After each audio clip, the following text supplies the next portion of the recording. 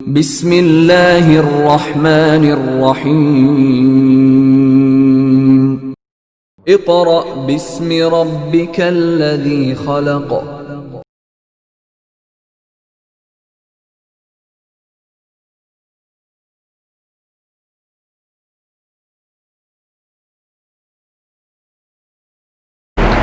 Bismillahirrahmanirrahim. Dear students of class 7, Assalamu alaikum. I hope to find you in good health. Today we are going to start our chapter number 4, that is environment and feeding relationships. क्या है? Environment and feeding relationships. इसका मतलब है कि हम इसमें पढ़ेंगे माहौल और खुराक का ताल्लुक़।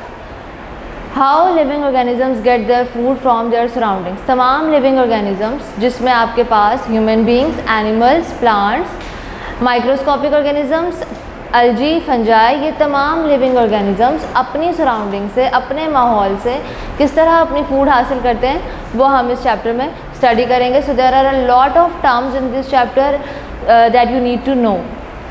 First of all, you need to know about ecosystem. What is an ecosystem? Ecosystem is the interaction between living and non-living things. Ecosystem is the interaction between living and non-living things. तो basically इससे क्या आपको पता चलता है कि ecosystem के दो parts हैं. कितने parts हैं? दो parts हैं. एक है biotic और एक है abiotic. मतलब कि ये living के लिए जो scientific term है that is biotic and non-living के लिए जो scientific term है वो क्या है? एबायोटिक. तो अब इन दोनों में हमारे पास कौन सी चीज़ें आती हैं? लिविंग तो आपको पता है कि ये सारे humans, plants, animals, micro organisms आते हैं. Micro organisms are the microscopic organisms जिसे आप अपनी आँख से नहीं देख सकते जब तक आप एक माइक्रोस्कोप इस्तेमाल ना करें. उसके अलावा एल्गी और फंजाई भी आपने पढ़े हुए हैं, वो भी लिविंग ऑर्गेनिजम्स यानी बायोटिक में आते हैं. Next are the abiotic organism, abiotic component. एबायोटिक कंपोनेंट में आपके पास ये 5 कंपोनेंट्स हैं: soil, air, water, sunlight, temperature यानी मिट्टी, हवा, पानी, सूरज की रोशनी और दर्जा हरारत. तो ये तमाम चीज़ें, इनका इंटरेक्शन इन तमाम लिविंग ऑर्गेनिजम्स के साथ होता है तो हम उसे क्या कहते हैं? Ecosystem.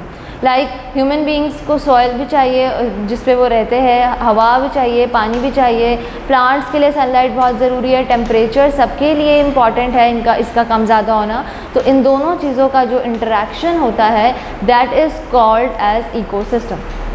So this is what we are going to read in ecosystem. इन्हीं दो चीज़ों को लेकर हम चलेंगे. अब आपको इन दो टर्म्स के बारे में पता होना चाहिए: population and community. If we study same kind of organisms living in an area, then it is called as population. And if we study different kinds of organisms living in an area, then it is called community. Okay एक तरह के organism अगर हम एक जगह पर study करेंगे तो उसे कहेंगे population. Like if we are talking about the population of a country, population of our country, so it is about 22 crore. तो हम किस चीज़ की पॉपुलेशन की बात कर रहे हैं? ह्यूमन पॉपुलेशन की.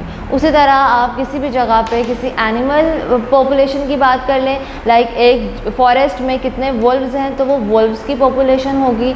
कहीं पे कितने बर्ड्स हैं, एक बर्ड की एक ख़ास काइंड है, वो कितने हैं उस रीजन में तो वो उसकी पॉपुलेशन होगी. तो पॉपुलेशन में आपने एक चीज़ देखनी है कि सिर्फ एक ही तरह के ऑर्गेनिजम्स होंगे, हर तरह के आप इसमें नहीं डिस्कस कर सकते. लेकिन अगर आप डिफरेंट काइंड्स के ऑर्गेनिजम्स को स्टडी करेंगे तो उसे हम कहेंगे कम्युनिटी. फॉर एग्ज़ाम्पल, सबसे बेस्ट एग्ज़ाम्पल कम्युनिटी की होती है फॉरेस्ट, जिसमें आपके पास हर तरह के एनिमल्स हैं, बर्ड्स हैं, इंसेक्ट्स हैं एंड प्लांट्स एज वेल. तो ये तमाम लिविंग ऑर्गेनिजम्स जो हैं वो एक कम्युनिटी बनाते हैं. एक बात आपने इसमें देखी है कि पॉपुलेशन एंड कम्युनिटी, इन दोनों चीज़ों में सिर्फ लिविंग ऑर्गेनिजम्स होंगे, नॉन लिविंग का पार्ट इसमें नहीं है. तो ये जो है वो हम लिविंग पोर्शन ही इकोसिस्टम का इसमें डिस्कस कर रहे हैं. Okay, next topic is habitat. So what is a habitat? Habitat is a place where we live. क्या है? It is a place where we live. हम जिस जगह पर रहते हैं, जो हमारे रहने की जगह है, उसे हम हैबिटेट कहते हैं. अपने हैबिटेट से हमें क्या क्या मिलता है? What do we get from our habitat? We get food, water, shelter. Okay, these are the basic things that we get from our habitat. हमें अपनी खुराक, पानी और पनाइश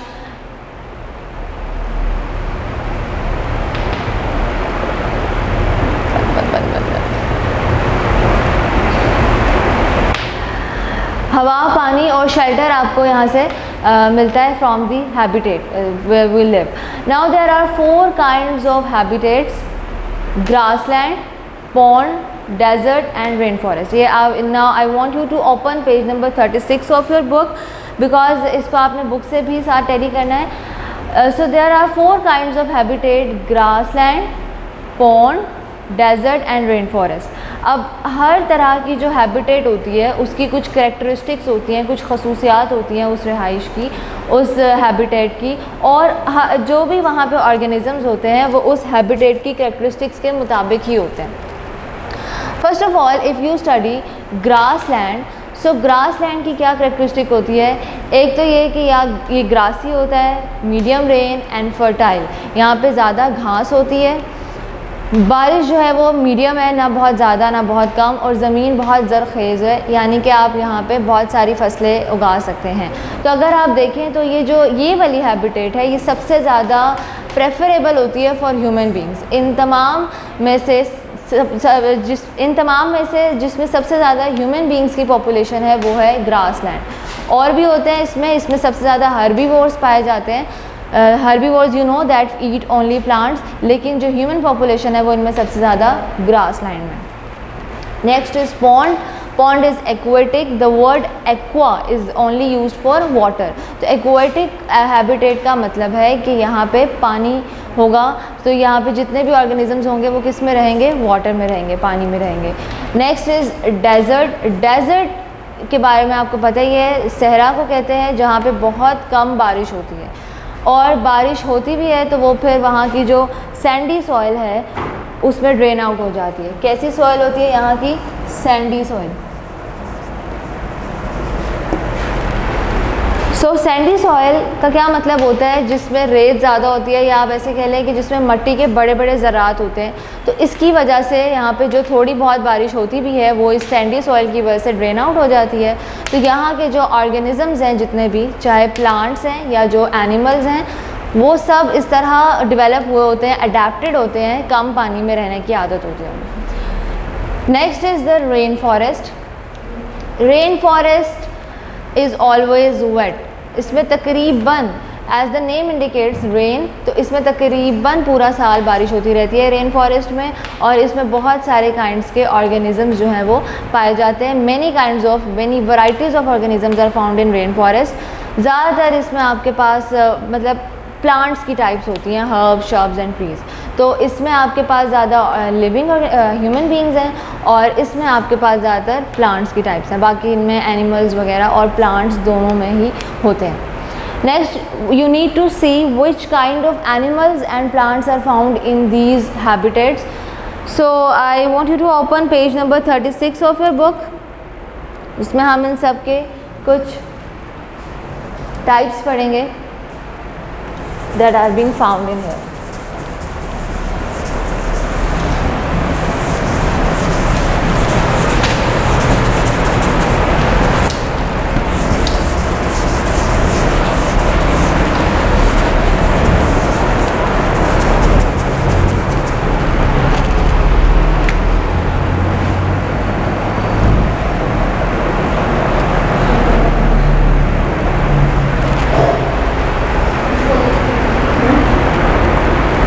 Grassland, antelopes, buffaloes.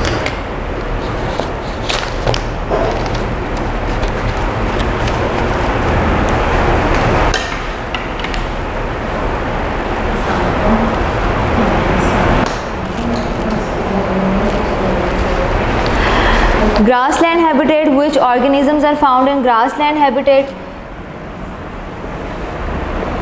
Antelopes,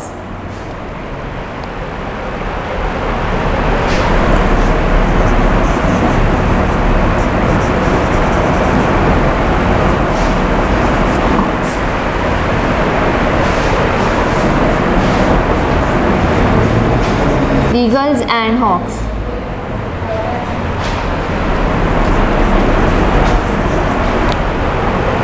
Then in pond, duckweed,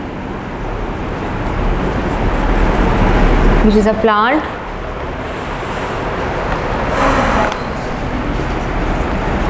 Cacti,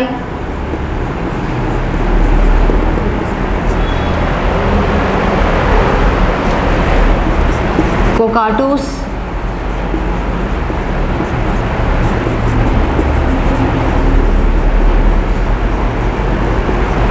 kind of parrots, and jaguars.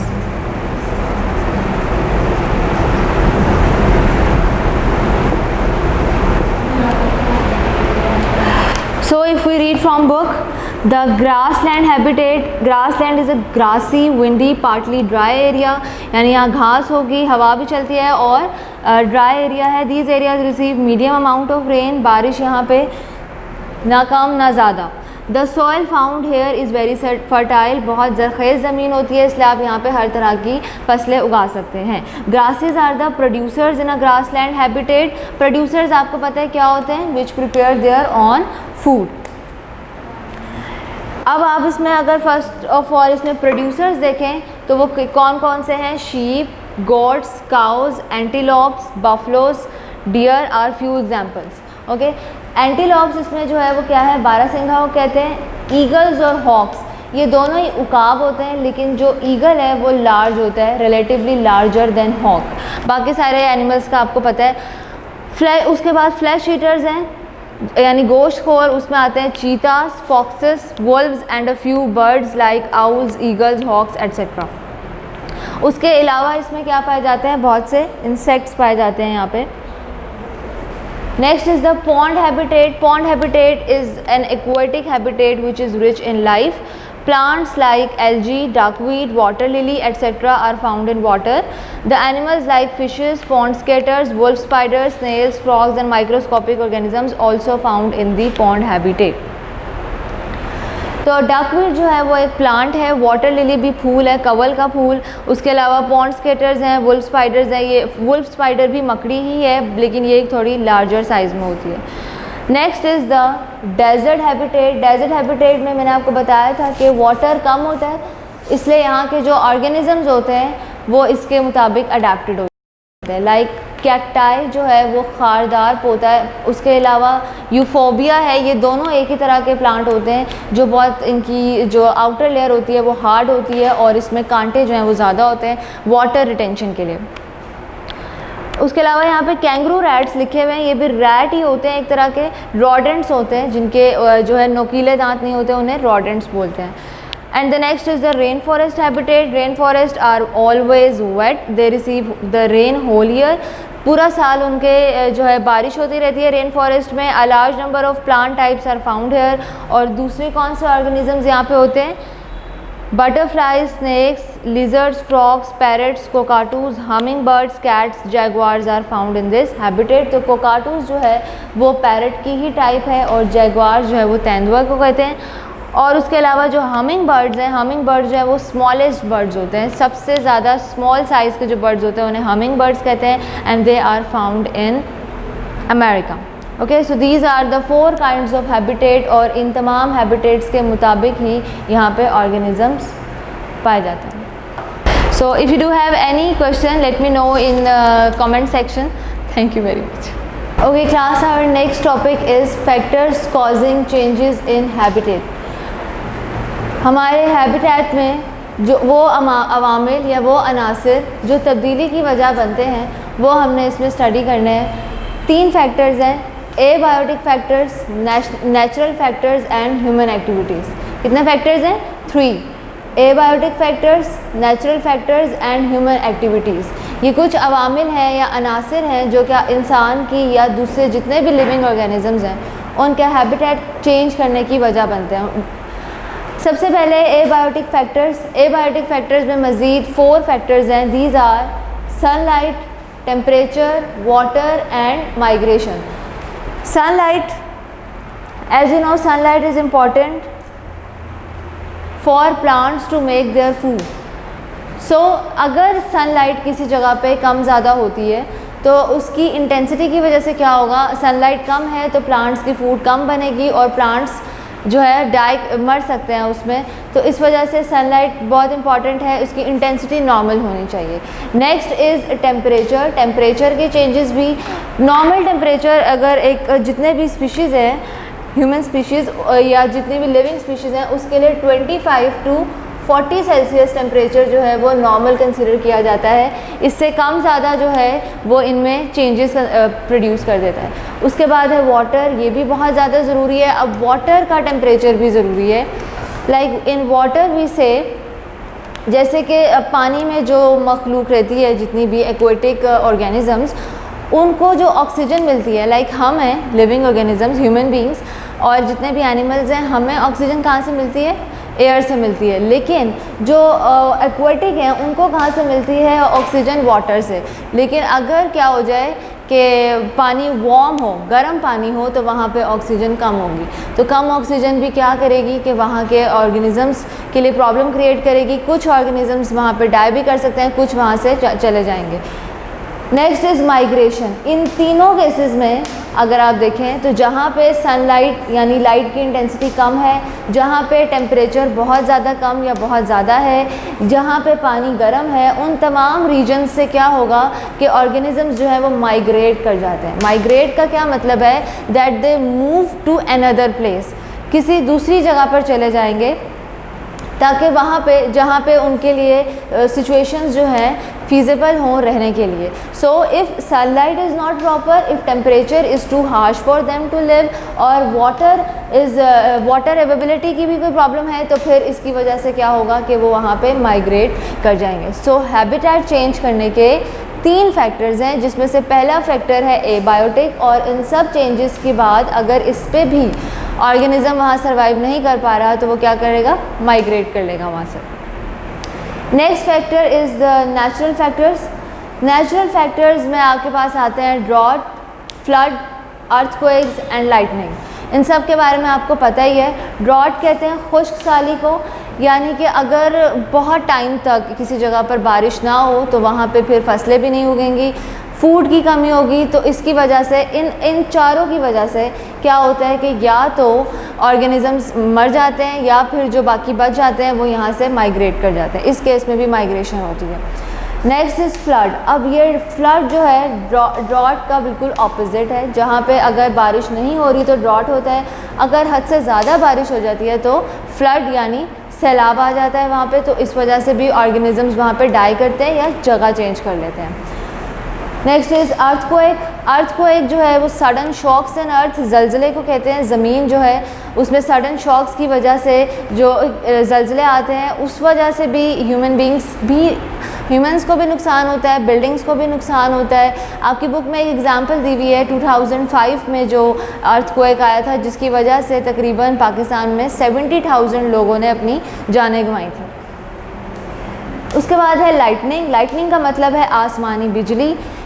अब ये आसमानी बिजली कहीं पे भी गिरती है, लाइक फॉरेस्ट वगैरह में, तो वहाँ पे आग लग जाती है और उसकी वजह से क्या होगा कि वहाँ पे जितने भी प्लांट्स हैं वो सब के सब क्या होंगे, जल जाएंगे। तो अब प्लांट्स तो माइग्रेट कर नहीं सकते, तो इस लाइटनिंग का नुकसान ये होगा कि वो सारी की सारी लाइफ ख़त्म हो जाएगी। अब इन चारों केसेस में कोई कंट्रोल नहीं हो सकता, क्योंकि ये चारों ही नेचुरल फैक्टर्स हैं। इन सब केसेस में या तो डेथ होगी ऑर्गेनिज्म की, या फिर जो बच जाएंगे वो माइग्रेट कर लेंगे। Next is the human activities. Human activities also play a vital role in change of habitat. सबसे पहले है फार्मिंग। आपको बताइए कि फसलें उगाने के लिए, काश्तकारी करने के लिए लोग क्या करते हैं कि जंगलात काट देते हैं। उसके अलावा दरख्तों को इसलिए भी काटा जाता है क्योंकि उनसे हमें लकड़ी हासिल होती, पेपर हासिल होता है। So for paper or wood is cut to obtain paper, and also पूरी जो है डिफॉरेस्टेशन होती है, तमाम जंगलात काट दिए जाते हैं फार्मिंग के लिए। तो इसकी वजह से क्या होगा कि उन जंगलात में जितने भी ऑर्गेनिजम्स रह रहे हैं उनकी जो रहने की जगह है वो ख़त्म हो जाएगी। इवन आप जस्ट एक ट्री को ही काट दें तो उस ट्री में किसी का भी नेस्ट है, घोंसला है किसी भी परिंदे का, तो उनका जो है वो हैबिटेट ख़त्म हो जाएगा वहाँ से। तो ह्यूमन एक्टिविटीज़ जो है वो इसमें रोल प्ले करते हैं। Next is pollution. अब 3 तरह की पोल्यूशन होती है, you all know, air pollution, land pollution and water pollution. If you look at your book page number 39, so figure 4.9 में वाटर पोल्यूशन है, फिगर 4.10 में लैंड पोल्यूशन है, 4.11 में एयर पोल्यूशन है और 4.12 में दिखाया है कि फॉरेस्ट की वजह से क्या होता है और फॉरेस्ट को साफ़ कर देंगे तो क्या हो जाएगा। सो ये सारी पोल्यूशन की वजह कौन है? Human beings. अब पोल्यूशन में एक एसिड रेन का जिक्र किया हुआ है फिगर 4.11 में। Air pollution causes acid rain that can destroy pond और लेक हैबिटेट। तो एसिड रेन कैसे होती है कि हवा में आलूदगी की वजह से acid rain, you should know that what is an acid rain? Air pollution. Air pollution का मतलब है कि हवा में कौन कौन सी गैसेस होंगी। For example sulphur dioxide, carbon dioxide, ये गैसेस जो है वो आलूदगी की वजह से हवा में शामिल हो जाएंगी। अब जब बारिश होगी तो बारिश में क्या है? वाटर। अब ये वाटर जब इन गैसेस के साथ मिक्स होगा तो ये किस में कन्वर्ट हो जाएगा? एसिड में। ये कन्वर्ट हो जाता है सल्फ्यूरिक एसिड में, ये कन्वर्ट हो जाता है कार्बोनिक एसिड में। Okay, these two are acids. H2SO4 is sulphuric acid, H2CO3 is carbonic acid. तो एयर पोल्यूशन किस तरह हो रही है ह्यूमन बींग्स की वजह से कि हमारी जो व्हीकल्स से जो भी गैस रिलीज़ हो रही हैं या जो भी ये सारी गैसेस हैं, व्हीकल्स हैं, फैक्ट्रीज़ हैं, उन सब से जो ये गैसेस रिलीज़ हो रही हैं ये हवा में रह जाएंगी। फिर वाटर यानी इस रेन का जो पानी है, रेन वाटर है, वो जब इन गैसेस के साथ मिक्स होगा तो किस में कन्वर्ट हो जाएगा? एसिड में, and it will cause acid rain. So these pollutions and these farming are the human activities which cause changes in habitats. Next topic is adaptations of organisms. अब आपने ये देख लिया है कि इतनी सारी चेंजेस हैं, बहुत सारे फैक्टर्स हैं जो कि हैबिटेट में इंसान को या दूसरे लिविंग ऑर्गेनिजम्स को फेस करने पड़ते हैं। तो हर ऑर्गेनिज़म को इनके मुताबिक अडेप्ट करना पड़ता है। अगर उसने सर्वाइव करना है तो वो अडेप्ट करेगा, जो अडेप्टेशंस नहीं करेगा वो सर्वाइव नहीं कर सकेगा, they will eventually die. So adaptation of organisms means change in organisms body और behaviour for survival.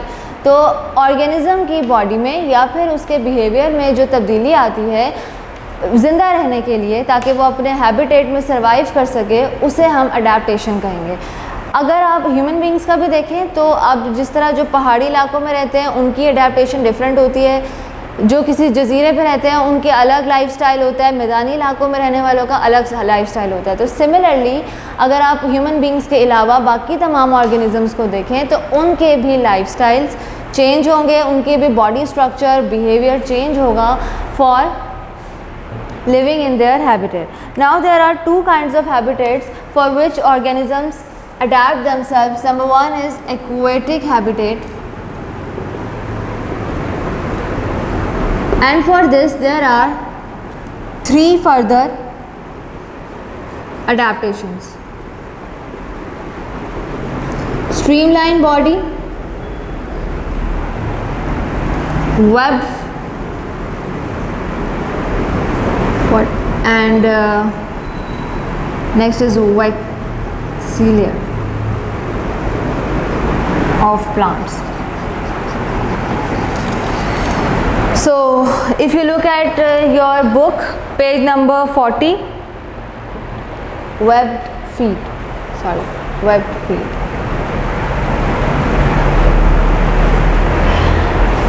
So if you look at your page number 40, there are aquatic habitats and there are 3 further points in which these 3 things are discussed.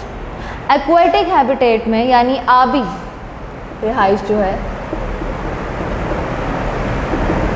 उसमें रहने के लिए, अब aquatic में इतना तो आपको पता है कि ह्यूमन बींग्स नहीं रहते, तो एक्वेटिक में क्या होंगे, जितने भी दूसरे ऑर्गेनिजम्स हैं आपने उनकी देखनी है कि क्या अडेप्टेशंस होती हैं। सबसे पहले है स्ट्रीमलाइन बॉडी।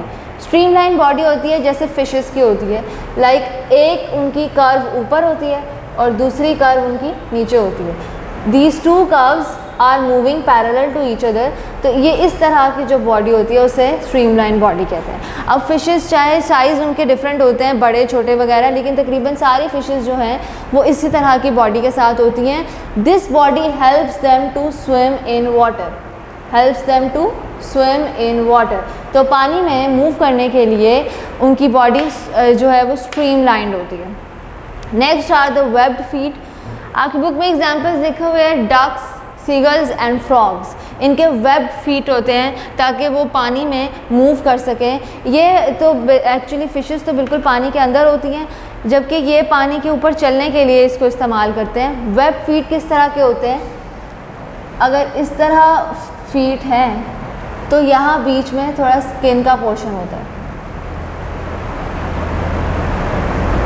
ठीक है। इस तरह अगर उनके हाथ हैं, हाथ नहीं सॉरी पाँव हैं, तो बीच में स्किन का पोर्शन होता है, इसे वेब फीट कहते हैं, जो कि इनको हेल्प करते हैं to move in water. Next is the waxy layer of plants. अब वैक्सी लेयर ऑफ प्लांट्स होती है उन प्लांट्स के लिए जो कि पानी में सबमर्ज्ड होते हैं, सबमर्ज्ड इन वाटर, यानी बिल्कुल पानी के अंदर होते हैं। अब कोई भी लीफ है, आप लीफ कंसीडर कर लें,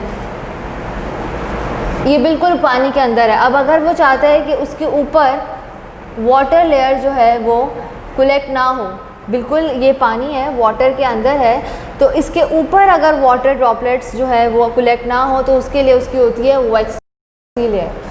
वैक्सी लेयर इसको प्रोटेक्ट करती है ताकि इसके ऊपर वाटर कलेक्शन ना हो सके। Waxy layer prevents water collection on plants. तो इस तरह के जो प्लांट्स हैं जो कि पानी के अंदर होते हैं, बिल्कुल सबमर्ज्ड होते हैं, तो अपने ऊपर पानी की कलेक्शन को प्रिवेंट करने के लिए क्या होती है, उनके अंदर नेचुरली एक वैक्सी लेयर होती है जिसमें वाटर कलेक्ट नहीं होगा। वैक्सी लेयर एक्चुअली लिपिड की होती है।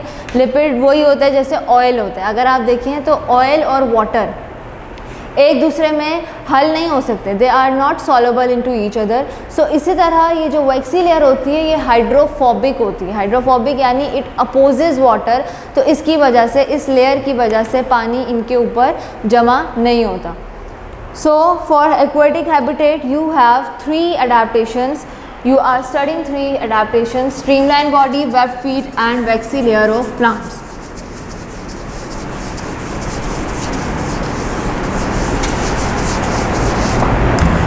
So next is land habitat.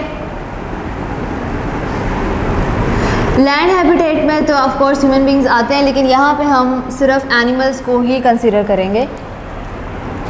First is of Arctic fox and polar bears.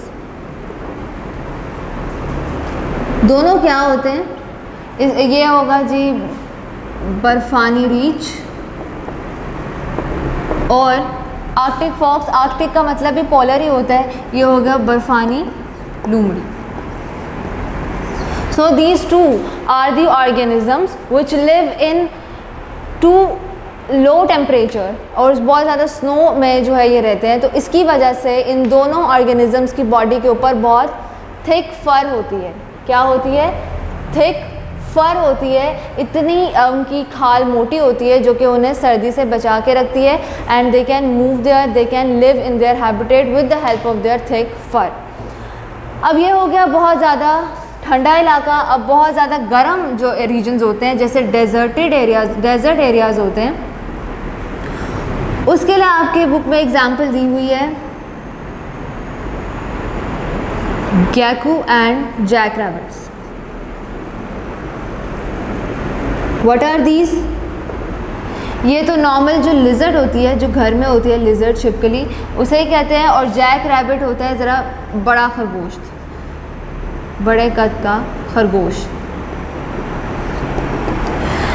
गैकू and jack rabbits, these two are the animals which live in desert kind areas. ये gecko and jack rabbits, lizard है ये और ये बड़े कद का खरगोश, ये दोनों जो है ये ऐसे इलाकों में रहते हैं जहाँ पे बहुत ज़्यादा गर्मी होती है। तो ये दोनों एनिमल्स दिन के वक्त अंडरग्राउंड हो जाते हैं और रात के वक्त जो है वो बाहर आ जाते हैं। उसी तरह कैमल है। कैमल तो आपको पता है कि it is called the ship of the desert. सबसे आपको क्या जब डेजर्ट का आप सुनते हैं तो कैमल का आपको वैसे ही जहन में आ जाना चाहिए कि ये वहाँ का एनिमल है। कैमल जो है वो अबाउट 6 to 7 months जो है पानी के बगैर रह सकता है, लेकिन ये होता है इन विंटर सीज़न इतने ज़्यादा होता है, लेकिन इन समर सीज़न भी काफ़ी टाइम तक कैमल पानी के बगैर रह सकता है। ये उनकी अडेप्टेशन है। उसके अलावा यहाँ के जो पौधे होते हैं वो उनकी भी बहुत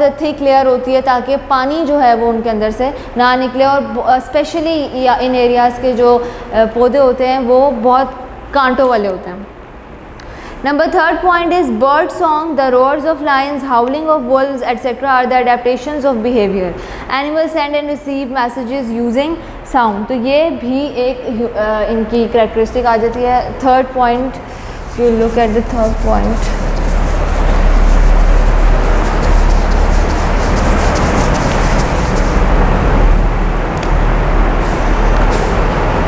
roaring of lions मीन्स शेर की धार, और हाउलिंग ऑफ वुल्व्स